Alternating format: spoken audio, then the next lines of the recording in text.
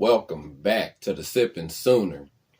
Thank you for joining me again today. Well, today is the day after. We done had a little bit of time to sleep on things.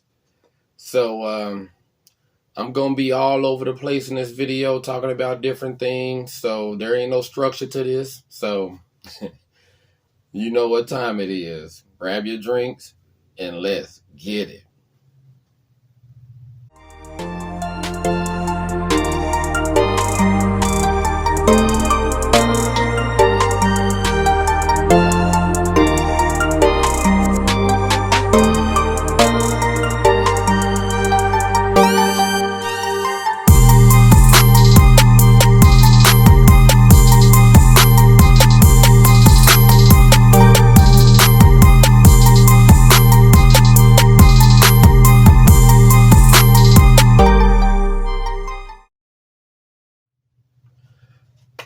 All right. So I noticed some of you might have noticed in the comment section that I wasn't replying to a lot of the comments last night and even early this morning. Brother got a toothache yesterday afternoon, man, and wore that ass out, man. But you know what? I did like my boy Danny Phantom McCoy, took some Advil and Tylenol, and I'm finna power through. So anyway, let's get into this, man. Let's see, where do we want to start? Let's start with Cincinnati's environment that, on TV, man, looks like they was pretty rowdy. The crowd seemed like it was loud as hell there, even though they have, 40, maybe 50,000 people.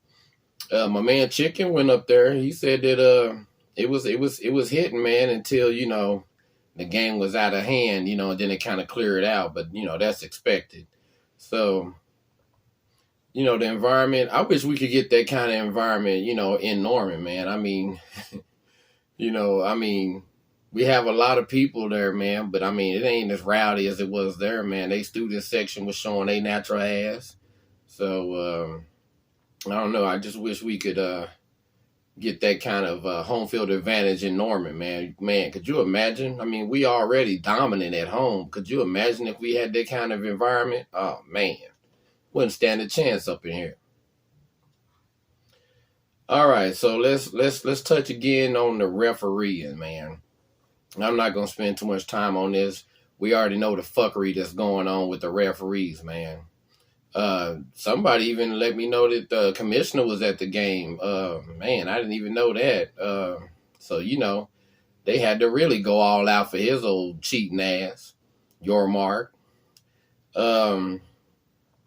Yeah, the referees, man, once again, we not getting the calls. I know it's just one game in to the Big 12 schedule, man, but like I said before, man, we all know if you watch football for any amount of time, you know that holding can be called on down there every play.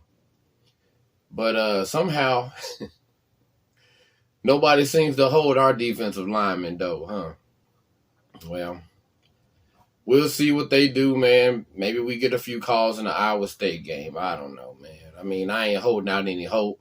It's going to be interesting to see how they referee the Texas game here in a couple of weeks, man, because the two teams that you done set out to do dirty, your mark, they're going to be facing off, man. So, who you going to put the hit out on that day? I don't know. We'll see, because that's going to be a tough decision. I don't know, man. You think he hates Texas more than he hates OU? Probably. I would assume that he would. Most people hate Texas, but I don't know. He might want to dig both of us down equally. So I don't know. I guess we'll find out. Now let's go to. I've seen some Danny Stusman talk, man, in the comments, man. Danny's gonna be that dude, man. The way if he keeps playing the way that he is, man, there ain't no doubt that he's gonna be an All-American, man. The man is on pace for like 140 tackles at this point or something like that, 130.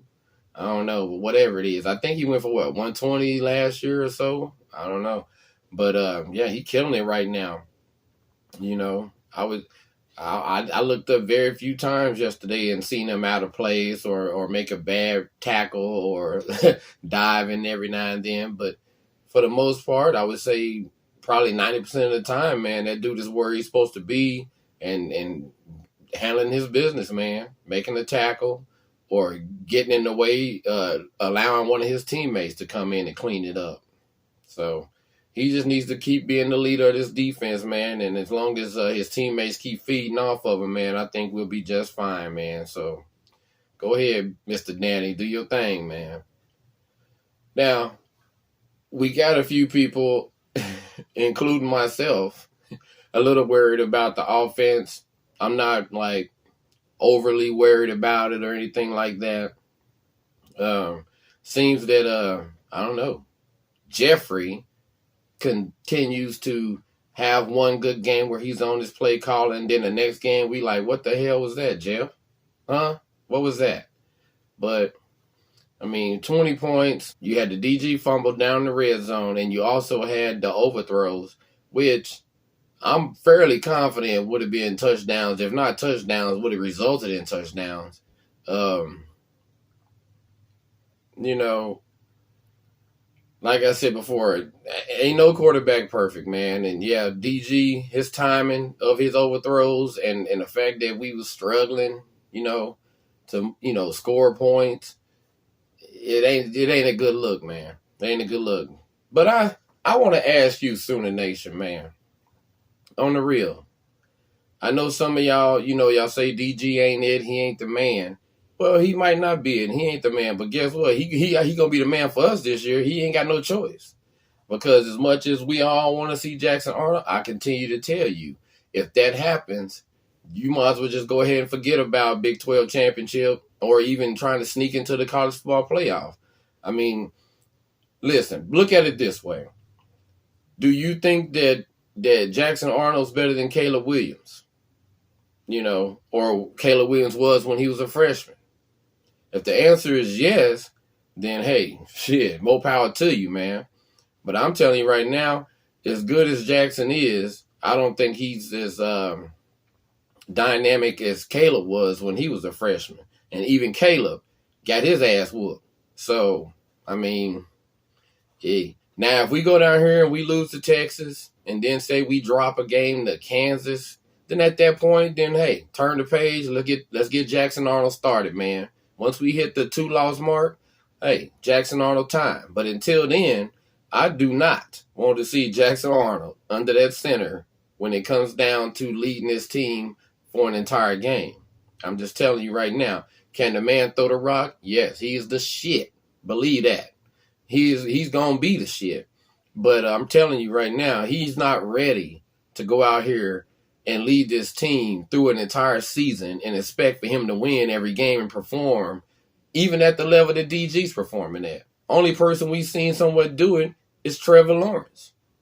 So, I mean, yeah, it can be done, but should it be tried? Fuck no. Don't do it, man. So, we might as well just go ahead and everybody support DG, man, because, I mean, he's what we got, okay? And next year, when Jackson gets his turn to be the leader, it's going to be interesting to see these same people that was clamoring for him to come in and save us this year. How many of those people are going to be hollering for Michael Hawkins? It's going to be the next. Now they want to see the next backup, and then the next backup. Then they're going to be hollering for Kevin Sperry when he's the backup. Listen, man, if you got a quarterback that can win you games, which DG can, then that's who you fucking roll with, man. You support that man even when he's out there fucking up, okay? Because we know he is. I mean, he's human just like the rest of us.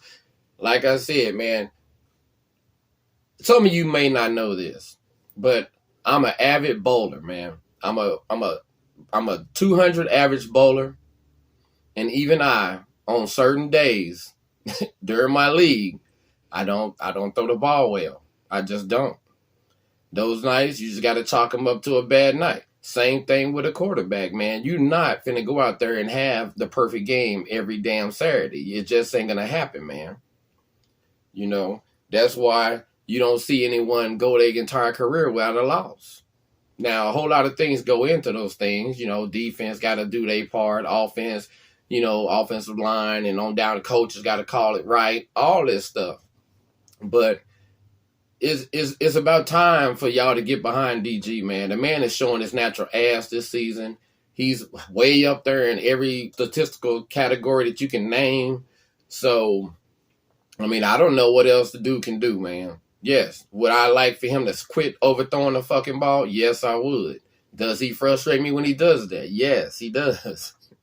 I gave him that nickname. But listen, at the end of the day, man, based off of what we have on this roster, he is our best chance. And so for us not to get behind him and support that is crazy to me, man. It's just absolutely crazy. But, hey, we'll see. Now, to my boy Lance. Lance, I love your comment, man. How basically you was just so happy with the defense that nothing else mattered, man.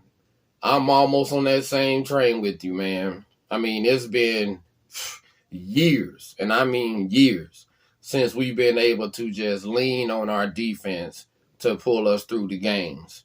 Yes. If you look up, Dylan still had a nice day. The offense still, did okay. But we leaned on the defense. It's just nice because we all know this right now. Had there been Lincoln coaching us, that might have been a loss, man. Now, you can look at it the opposite way as well. Lincoln would have put up more than 20 points. We also know that. But he would have gave up 30, 35, somewhere in that neighborhood. So, hey, you can't have it all, man. And, the way we've been starving for defense around here, man, now that it's here, man, we got to embrace that shit.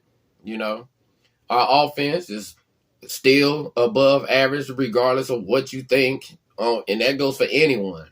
You could be unhappy with Dylan. You can be unhappy with Jeff.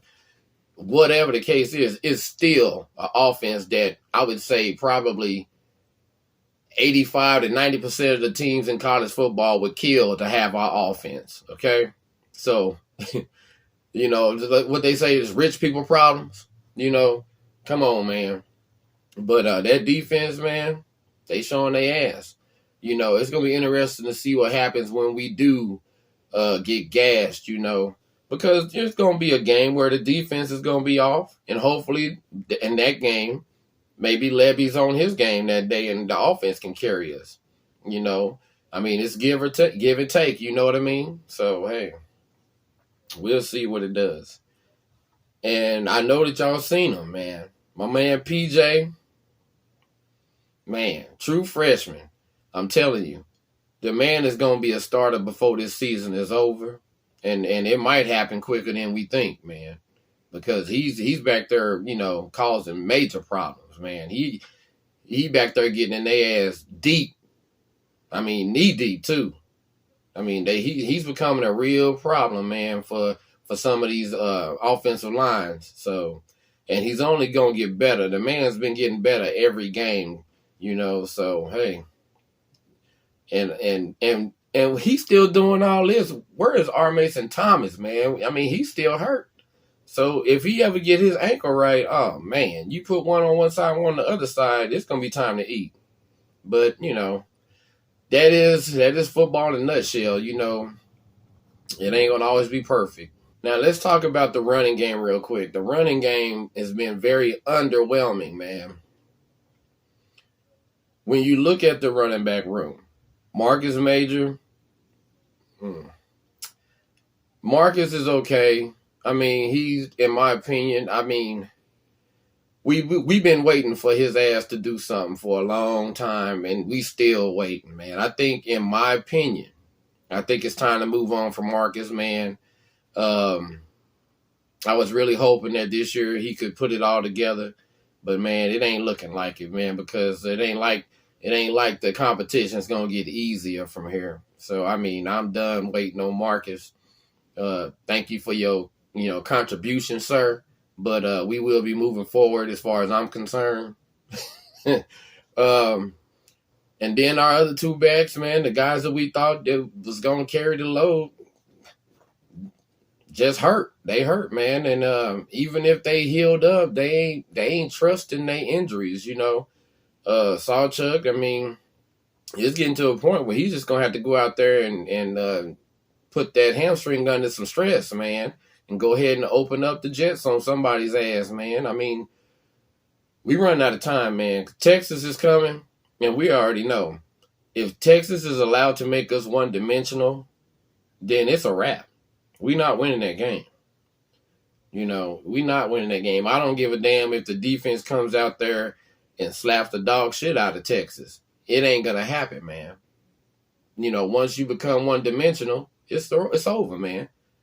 I mean, I told y'all Emory Jones couldn't throw the ball. I already knew that once we took away his scrambling ability and was shutting down their running game with Kiner, that was going to be booty cheeks. Make them clap. You know what I'm saying? Clap them cheeks, man. Because it wasn't going to happen, man, with him throwing the rock. I don't know, man. I mean, Tyree is the shit. The problem with Tyree, though, is that he's a slower version of P-Ryan. That's the problem. Tyree can run over three or four people, man. But that's all going to happen within a 10-yard gap there. You know, I mean, I'd be shocked. I mean, even if he broke out one of these runs, I mean, he ain't going the distance. Not unless he do it from the 15. So, you know, Tyree is a chain mover. You know what I'm saying? And a demoralizer and a wheel breaker. You use Tyree to discourage people from coming in there and in the box and thinking they gonna make a tackle. That's what he's for. So Sawchuck, Barnes, in my opinion, is your two best options. Or even Dalen Smothers. He don't look good. He look like he got a lot of spring in his legs when he gets in the game, you know. He ain't got none of that college wear and tear on him yet, you know, so I don't know, man, but whatever it is, they need to do it quickly. But I just wanted to touch on a few things, man, and was going through there. I said, man, I'm late as hell with these comment replies, so let me just make a quick video real quick, you know, and talk about a few things. Coming out with the power poll probably Tuesday. I'll probably come out with it Tuesday. I got some stuff I got to take care of tomorrow, all day. Yeah, we'll see what the power poll is talking and looking like. And it's your boy Sippin' Sooner, and I'm out of this bitch. Peace.